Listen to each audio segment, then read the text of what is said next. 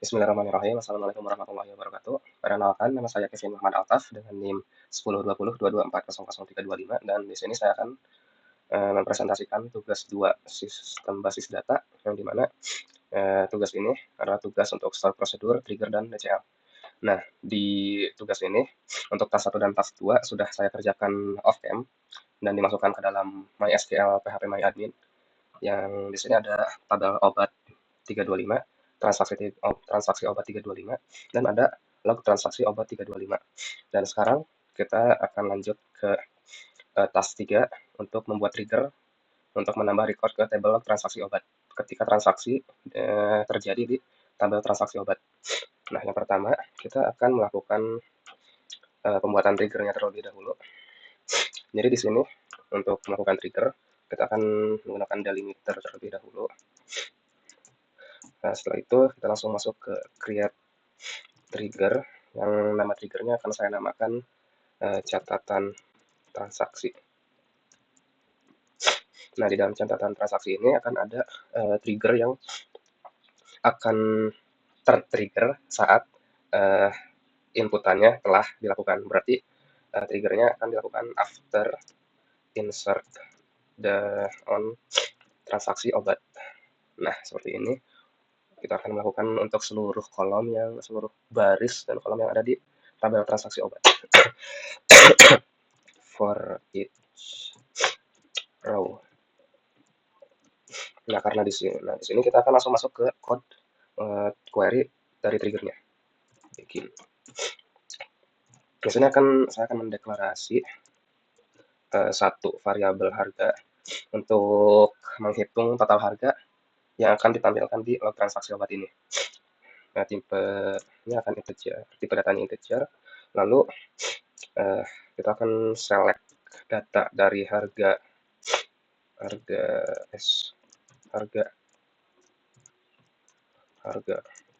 obat ke into harga ini, harga dari tabel obat, di mana ID obatnya akan menjadi new ID obat. Nah, seperti ini. Nah, sekarang kita akan melakukan insert untuk di log transaksinya. Insert into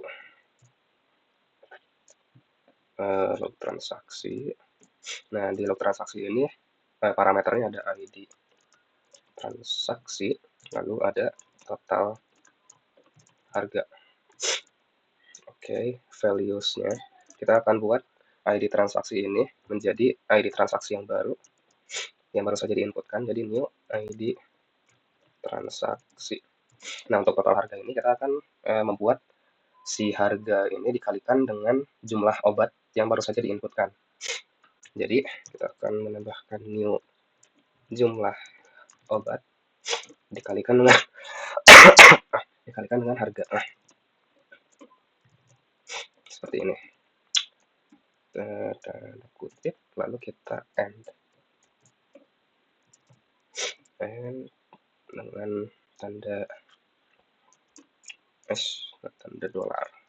Lalu kita finish dengan delimiter spasi tanda kutip. Oke, query-nya sudah jadi, kita coba run. Nah, query-nya sudah berhasil dijalankan dan kita akan coba untuk trigger datanya seperti yang sudah dibuatkan di task 3 ini ya. Kita akan insert data ini ke dalam database-nya dan output yang diharapkan adalah seperti ini di tabel transaksinya dan akan jadi tabel seperti ini di tabel log transaksi. Kita akan coba. Kita akan ganti ini dengan 325. Oke, kita jalankan. Nah, kita akan cek di transaksi obat terlebih dahulu apakah sudah ada obatnya. Nah, obatnya sudah ada ya. Kita coba cek di log transaksi select all from log tabel transaksi. Kita akan cek. Nah, sudah muncul ya. Ini adalah yang baru saja diinputkan. Dua ini adalah tabel yang saya buat untuk percobaan di sebelum-sebelumnya saat off cam. Jadi ini adalah data yang baru saja diinputkan. Oke. Kalau gitu, tugas task 3-nya sudah selesai. Kita akan masuk ke task 4. Nah, di task 4 ini kita akan melakukan store prosedur. Yang dimana kita akan membuat store prosedur ini untuk menambah obat. Nah, ini adalah contoh dari tabel si transaksi obat yang ini, lalu ini akan muncul di log transaksi obat. Untuk agar tidak membingungkan ya, kita hapus terlebih dahulu saja data-data yang tidak penting ya. Oke. Oh, tidak bisa dihapus ya. Oke, tidak apa-apa. Kita akan lanjut untuk buat store prosedurnya. Yang pertama, kita akan buat delimiternya sama seperti trigger tadi dengan tanda dolar, lalu kita create prosedur. Kita akan menamainya tambah transaksi obat, boleh. Tambah transaksi obat 325. Tanda kurung. Nah, di dalamnya kita akan kita langsung saja di dalam obat ini akan ada referensi parameter ID pasien dengan tipe data integer, ID obat dengan tipe data integer, lalu ada ID jumlah obat dengan tipe data integer juga. Nah, selesai. Ini ID, oh ini. Nah, kita langsung masuk saja ke bagian, kita masuk ke query-nya untuk melakukan insert. Untuk melakukan insert ke tabel transaksi ini agar datanya masuk ke sini. Oke, yang pertama kita akan insert into transaksi obat 325, lalu di dalamnya ada ID pasien, ID obat, dan jumlah obat. Oke, values-nya akan ada yang diinputkan di sini. Tipe data yang sudah diinisialisasi di atas ini kita masukkan di values ID pasien, ID obat. Kita copy saja. Nah, jumlah obat tutup kurung.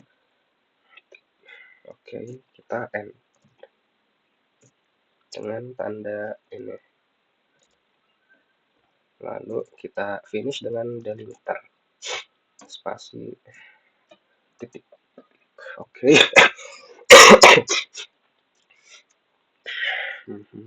Ini adalah query-nya, dan kita akan cek untuk prosedur ini. Coba kita run. Nah, query-nya sudah berhasil dijalankan. Maka kita coba untuk menginputkan call tambah obat ini.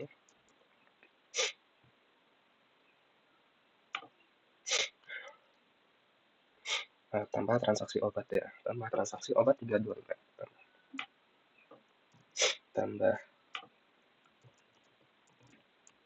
obat 325. Oke, kita coba jalankan.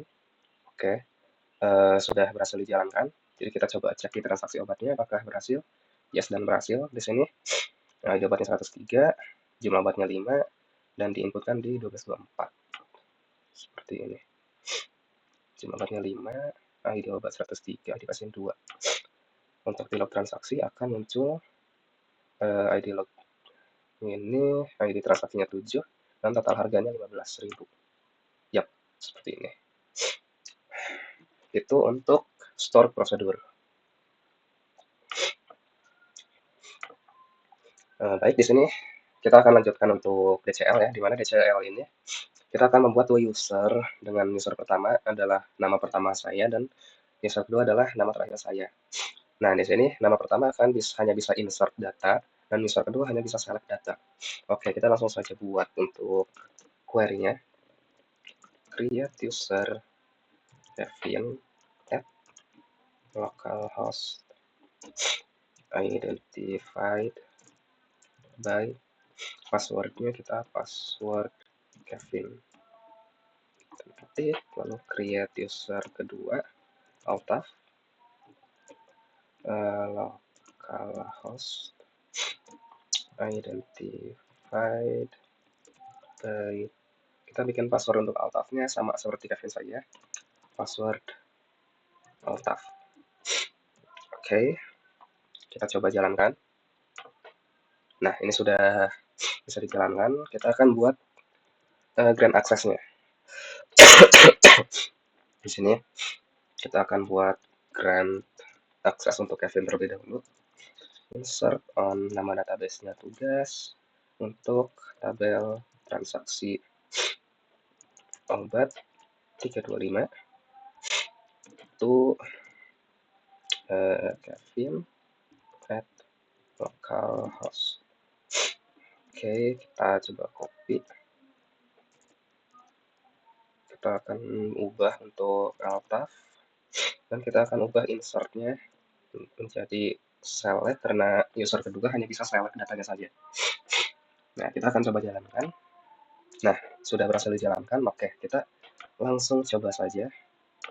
Yang pertama ada Kevin dengan password Kevin. Nah, di sini oke, kita coba untuk tes apakah user Kevin ini bisa insert dan apa benar dia tidak bisa select. Untuk select kita coba. Nah, untuk select dia benar-benar tidak bisa ya. Comment denied untuk user Kevin. Jadi untuk select ini sudah betul, dia tidak akan bisa untuk select data yang ada di dalam transaksi obat ini. Kita coba untuk insert datanya untuk transaksi obat. Nah, di transaksi obat ini kita coba ID pasien. Parameternya ID obat. Satu lagi ada jumlah obat. Nah, values-nya kita coba ID pasiennya 10. Lalu ID obatnya 101, 102, 103. Kita coba paracetamol 101. Lalu jumlah obatnya kita coba beli 2. Kita coba. Nah, jadi untuk insert bisa ya. Kita coba untuk user yang satu lagi, yaitu alt password alt. Nah, sudah berhasil masuk dan kita coba kita coba select ke transaksi obat ini ya, karena tadi di Kevin tidak bisa select dan hanya bisa select di user kedua ini, kita coba. Nah, betul saja kita bisa select. Nah, ini yang baru saja kita tambahkan tadi ya. ID transaksinya baru saja ditambahkan. ID pasien yang kita inputkan adalah 10. ID obatnya kita tambahkan 101 dan jumlah obatnya 2 dan berhasil masuk ke sini. Nah, sekarang kita coba untuk insert. Nah, untuk karena ini udah ke save, kita coba langsung aja di sini. Kita coba kita beli obatnya 10 dan kita coba beli obat antasida 103 dengan ID pasien ke 11. Kita coba dan ya, komennya denied untuk user alt karena memang kita tidak akan bisa insert karena di grant-nya kita diberikan hanya akses untuk select data saja. Oke. Mungkin itu saja untuk penjelasan tugas 2 dari saya, Kevin Muhammad Altaf. Mohon maaf jika penjelasan dari saya banyak kurangnya. Wassalamualaikum warahmatullahi wabarakatuh.